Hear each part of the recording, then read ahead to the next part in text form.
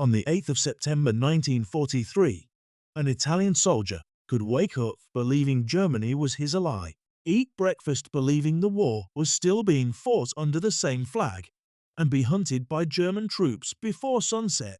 Nothing about his uniform had changed. The enemy had. That is the strange story behind Italy's collapse in the Second World War.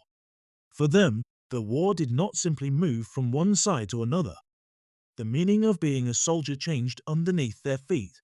To understand how that happened, begin before the collapse, when the choices still seemed ordinary. Imagine you are 20 years old in Bari in 1940. Your father repairs engines near the harbor. Your mother sells vegetables. You know the smell of diesel, salt, and fish better than politics. You expect a modest life. Work, marriage, a small apartment, perhaps children. Then Benito Mussolini announces that Italy is entering the war against Britain and France. The streets fill with flags. Some people cheer. Others quietly calculate what war will cost. Your father, a First World War veteran, is less impressed. He knows governments announce victories before soldiers discover the price. Soon, your mobilization papers arrive. You enter an army that looks powerful on paper but struggles underneath. Italy has large numbers of soldiers, yet modern trucks, radios, anti-tank weapons, fuel, and reliable transport are limited. Horses and mules remain essential. Officers speak about offensive spirit. Mechanics worry about spare parts. Soldiers learn that an army is not measured by uniforms, but by how much ammunition, food, fuel, and information can reach those uniforms. Then comes Greece. In October 1940, Italian forces invade from Albania expecting a short campaign. Instead, Greek forces resist fiercely and counterattack. Mountains turn roads into mud. Rain becomes freezing cold. Supply vehicles struggle through terrain they were never designed to cross.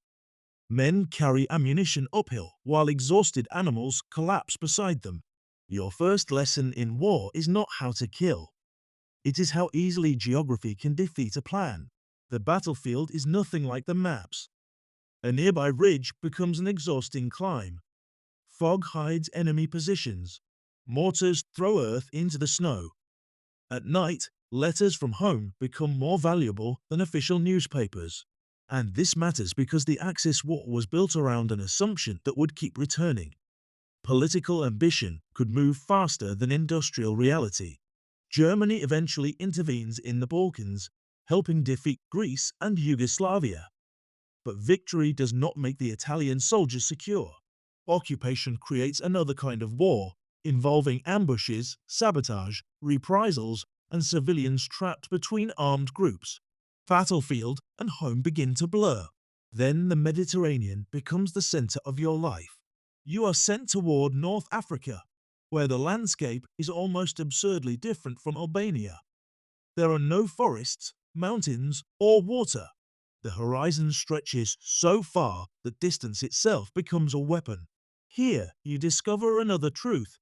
An army can win a battle and still lose the campaign because supplies cannot follow it. Every truck, shell, spare part, and liter of fuel must cross the Mediterranean before reaching the front. British submarines and aircraft attack shipping. The farther the Axis advances, the longer its supply lines become. By 1942, the victories look impressive on maps. Tobruk falls.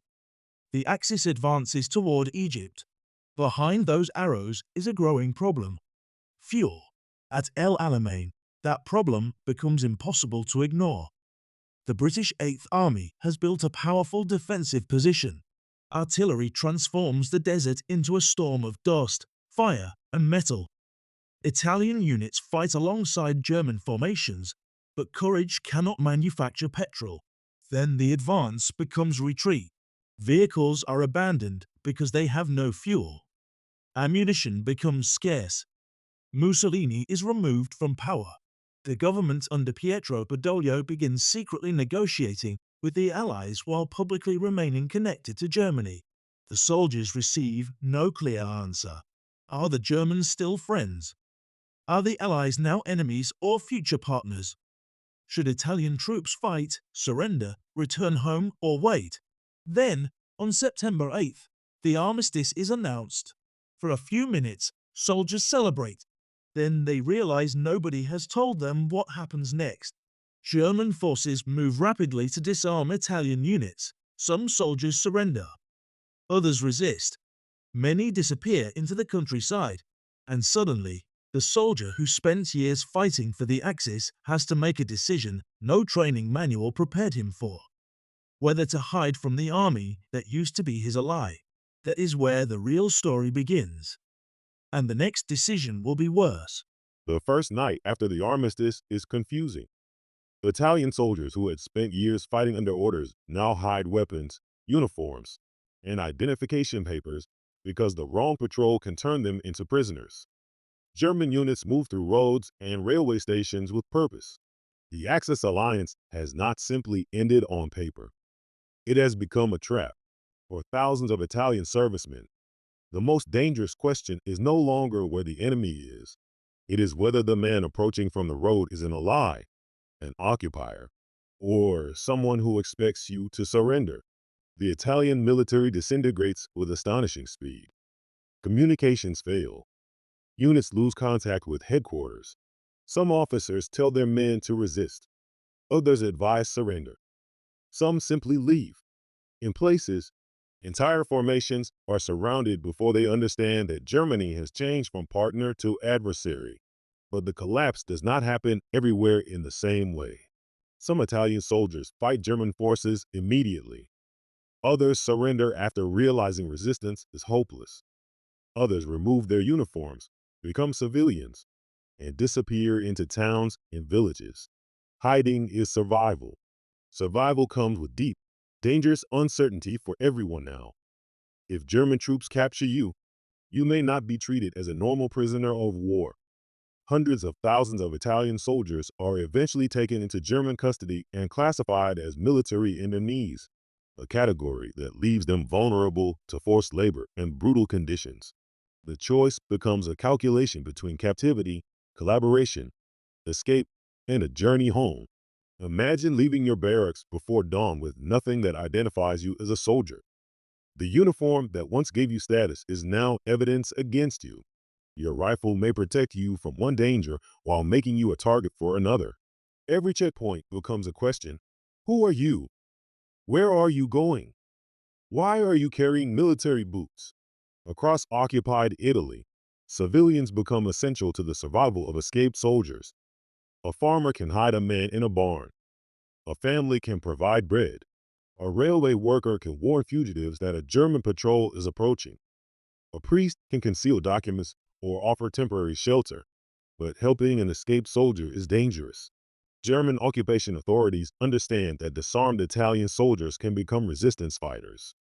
Fascist forces loyal to Mussolini also begin recruiting, threatening, and pressuring Italians to return to military service. The country now contains competing authorities claiming to represent Italy. One side controls the south under the Badoglio government. Another controls the northern and central territories under German occupation and the Italian Social Republic. Allied armies are advancing from the south. German armies are defending the peninsula, and Italian civilians are caught between them. For a former Axis soldier, politics becomes painfully practical. Which road is safe? Which village supports the resistance? Which official can be trusted? Which uniform should you fear? This is where the resistance movement grows. But it is important to understand what that word means. There is no single organization acting with one purpose. Partisans include communists, socialists, Catholics, liberals, monarchists, former soldiers, and civilians. Their political visions can be completely different. Their immediate objective, however, often overlaps: resist German occupation and the fascist forces supporting it. Former soldiers bring military experience. Civilians provide local knowledge.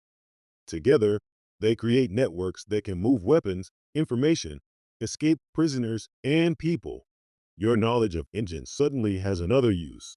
A truck does not need to be destroyed dramatically to become useless. Remove the right component, damage the right connection, or create a mechanical problem that looks accidental, and a vehicle can sit idle for hours. In a war increasingly dependent on transportation, small failures can have large consequences. This is the paradox of the fugitive soldier. Yesterday, you were maintaining the machinery of the Axis war. Today, you are quietly learning how to interrupt it. Yet, even resistance does not provide certainty. A German patrol can arrive without warning. A collaborator can identify a hiding place. Someone captured under interrogation can reveal names. A village helping one group may be punished collectively by another. The line between combatant and civilian becomes dangerously thin. Then comes the psychological burden. You have spent years being told who the enemy is. Now you have discovered that governments can change enemies faster than ordinary people can change memories. The German soldier you once greeted may now be the soldier searching your house. The Italian uniform you once wore proudly may now get you arrested. The question is no longer simply whether you survive the war. It is whether you can survive becoming someone the war never intended you to be. And as Allied forces push north toward Rome, that question becomes even more dangerous because liberation will not arrive as a clean ending. It will expose another conflict already growing inside Italy. By the spring of 1944, the geography of the war has changed again. Allied troops are pushing north from the beaches of southern Italy, while German forces turn the peninsula into a defensive fortress. Roads are mined, bridges destroyed, and passes fortified. Every mile toward Rome costs time, ammunition, and lives. For the Italian soldier who fought beside Germany, liberation creates an uncomfortable question. What does it mean to be liberated by an army that was recently your enemy? There is no simple answer. Some Italian units now fight alongside the Allies. Others remain trapped behind German lines. Partisans attack supply routes and communication networks. Fascist forces hunt resistance members and suspected collaborators with the Allies. In many towns, the same Italian language is spoken by people wearing completely different uniforms. The Civil War becomes increasingly personal. A former soldier might encounter a childhood friend at a checkpoint, only to discover that one has joined the resistance while the other has joined the fascist forces. Neither needs to become a different person overnight. They only need to make different choices when the old system collapses. That is what makes Italy's experience so difficult to reduce to a simple story of good versus evil. The political forces are clear, but individual lives are not. A man can have fought for Mussolini and later resist the Germans. Another can have opposed fascism, but still fear the resistance. A soldier can surrender to the Allies and later return to combat against Germany. The same person can occupy several categories before the war ends, and every transition costs something.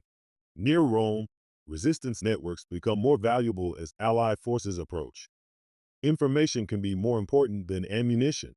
A partisan who knows which bridge is intact, which road is mine, or which building contains a German command post can influence an operation without firing a shot. But information is dangerous. German security forces respond to resistance activity with arrests, executions, deportations, and reprisals. Civilians can become targets simply because someone believes they know something. Every safe house becomes temporary. Every messenger risks betrayal. For fugitives, safety often means hiding in plain sight. A soldier may hide in a farmhouse during daylight and move only after dark. Another may cross territory disguised as a laborer. False documents become as valuable as weapons. A civilian jacket can mean the difference between reaching the next village and disappearing into a prison camp. Then, in June 1944, Allied forces enter Rome. The city erupts in celebration. People flood streets. Flags appear from windows. German troops withdraw. For many civilians, it is the first visible proof that the balance of power has finally changed. But liberation does not erase memory. Some civilians welcome returning Italian soldiers. Others remember fascist repression and distrust anyone who wore the old uniform. Partisans emerge from hiding. Political arguments that were suppressed during occupation return almost immediately, and the former Axis soldier faces another transformation. He can no longer simply hide. He must decide what he is going to become. Some join the reorganized Italian forces that fight alongside the Allies. These troops operate under a government that is now cooperating with the forces Italy once declared war against. Their uniforms may still be Italian, but the political meaning attached to them has changed completely. For a soldier who has already changed sides without choosing to, this second transformation can feel almost unreal. Yet combat continues. The Germans retreat north into the Apennines, constructing defensive lines designed to delay the Allied advance. The mountains make movement slow and brutal. Rain turns paths into mud. Winter freezes exposed positions. Artillery and machine guns dominate valleys while civilians struggle to find food. The war has slowly become about endurance. Months pass. The former Axis soldier now fights alongside men who may have once been his enemies. Some Allied officers distrust Italians because of Italy's previous alliance with Germany. Some Italian soldiers resent being treated as defeated partners rather than equal allies. Trust has to be rebuilt through action, not declarations. This is where the meaning of loyalty becomes complicated. Loyalty to a government is not necessarily loyalty to a country. Loyalty to an army is not necessarily loyalty to the people beside you. And loyalty to survival can sometimes overpower every political belief a person once held. By early 1945, the German position in Italy is weakening rapidly. Allied armies prepare their final offensive. Partisan forces rise in northern cities. German units begin retreating toward the Alps. For the first time, the end is visible. But before the war ends, Italy will experience one final explosion of violence, revenge, and political uncertainty. And for men who changed uniforms to survive, the hardest question is still waiting. When the shooting stops, what will everyone remember you as? By April 1945, the war in Italy is no longer about whether Germany can win. It is about how quickly the collapse will arrive and what people will do when it does. Across northern Italy, partisan groups rise against German forces and the Italian Social Republic. Factories stop. Roads become dangerous. German columns retreat northward while Allied troops push forward from the south. For civilians, every rumor carries the possibility of liberation or another round of violence. The man who once promised to build a powerful new Italy is captured by Italian partisans near the Swiss border. On April 28, 1945, he is executed. 2 days later, Soviet forces enter Berlin. On May 2nd, German forces in Italy surrender. After 5 years, the Italian war is over. But for the soldiers caught inside it, the ending is not clean. Some return home as veterans. Others return as prisoners. Some carry injuries that never heal. Some cannot explain where they stood when the country changed sides because, in truth, they stood in several places. That is the part of this story that is easy to miss. But an individual soldier could pass through several of those categories without ever experiencing himself as a completely different person. A young Italian could enter the war believing he was defending his country.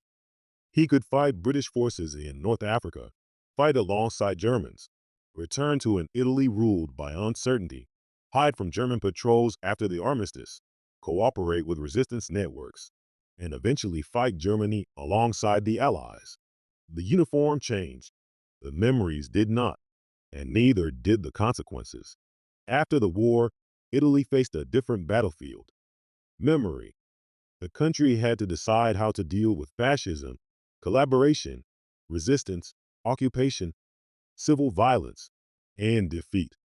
The monarchy itself would disappear after the 1946 referendum, and Italy would become a republic. But political transformation could not erase personal history. A former fascist soldier might live beside a former partisan. A prisoner might return to a neighborhood where someone had called him a traitor. Families could contain people who had made completely different choices during the same occupation. For many veterans, silence became easier than explanation. Imagine returning to Barry after years away. The harbor looks familiar, but you are not the same person who left it. The streets remain where they were. The buildings survive. Your family survived. Yet every ordinary object carries a memory. An engine reminds you of military trucks. A desert road reminds you of retreat. A German uniform reminds you of the moment an ally became a threat. A railway station reminds you that thousands of soldiers never reached home. And perhaps that is why rebuilding becomes more than an economic necessity. It becomes a moral one. Repairing machines is simple compared with repairing trust. A damaged engine has identifiable parts. A damaged country has millions of memories, each telling a different version of what happened. The former soldier may spend the rest of his life trying to understand his own decisions. Could anyone have known what September 8th would bring? History rarely gives answers to these questions. That is because history is not experienced as a finished timeline. It is experienced one uncertain morning at a time. And by 1945, the man who once believed he understood his enemy has learned that governments can redraw the battlefield faster than soldiers can redraw their loyalties. The deeper lesson is not that every soldier was secretly a hero, or that every soldier was simply a victim. Reality is harder. That does not make every decision morally equal. It makes the human story more complicated. The most haunting detail is that the war did not need to change the soldier for him to become an enemy of his former allies. It only needed to change the government. That is how quickly political language can become personal danger. Yesterday, the German soldier beside you was protecting the same front. Today, he is searching your house. Yesterday, your government ordered you to fight Britain. Tomorrow, British soldiers may be the people helping you rebuild your country. Yesterday, your uniform represented loyalty. Tomorrow, it may represent guilt. And eventually, the uniform itself becomes irrelevant. What remains is the memory of what happened while you were wearing it. That is why the story of Italian soldiers after the 1943 armistice matters far beyond Italy. It reveals something uncomfortable about war. Soldiers do not always choose the historical side they are remembered for. Sometimes governments choose first. Sometimes circumstances choose for them. Sometimes survival makes the decision. And sometimes a person only discovers what he believes after the world has already collapsed around him. The soldier who fought for the Axis and later hid from the Axis was not living through two separate wars. He was living through one war in which the meaning of enemy, ally, patriot, traitor, and survivor kept changing. When the shooting finally stopped, the hardest battle was over. Next one was remembering. Perhaps that is the real lesson of this story. In war, the line between ally and enemy is not always drawn by the people standing on the battlefield. Sometimes it is drawn by governments, treaties, borders, and decisions made thousands of miles away. And when that line moves, ordinary soldiers are the ones forced to move with it. The Italian soldier who once fought beside the Axis could later find himself hiding from the very army he had fought alongside, not because his memories had changed overnight, but because the world around him had. Yesterday's ally could become tomorrow's enemy. Yesterday's enemy could become tomorrow's partner. And somewhere between those changes were ordinary people trying to survive history as it happened. If you enjoyed this documentary and want to discover more forgotten stories from history, subscribe to the channel and tell us in the comments. If you had been an Italian soldier on September 8, 1943, with no clear orders and an entire country collapsing around you, what would you have done? Because sometimes the most fascinating stories of war are not about the battles that were won or lost. They are about the people who suddenly realized they no longer knew which side they were fighting for.